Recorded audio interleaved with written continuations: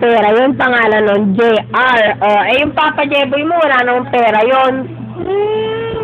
Meron, nagbayad pa nga siya sa SM kasi naglawa ko. Naglawa pa niya ako sa SM. Wala yung pera. Hindi ka nga nung, Nagbayad nun. hindi ka nga nung binibili ng pansit canton eh. Saka hindi naman ako mahal nun, hindi nga ako binili ng habayanas.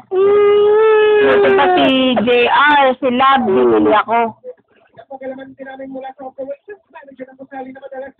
Wag na tayo kay Papa Jeboy. Ngayon tayo kay JR. Sino lang bago mong papa?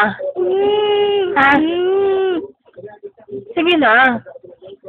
Okay lang ba sa'yo kung si JR na lang bago mong papa? Ha?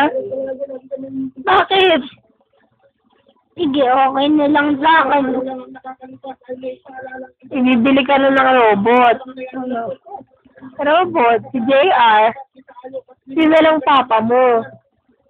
Okay lang ba? Sige basta si Papa Jeboy, huwag ka nang pupunta doon sa bahay nila. Kasi hindi mo na papa yun. Si JR na papa mo. Okay ba yun? Dito na yung matutulog. Tabi na tayo tatlo ni JR. Sige, kiss mo ha. Ha? Sige.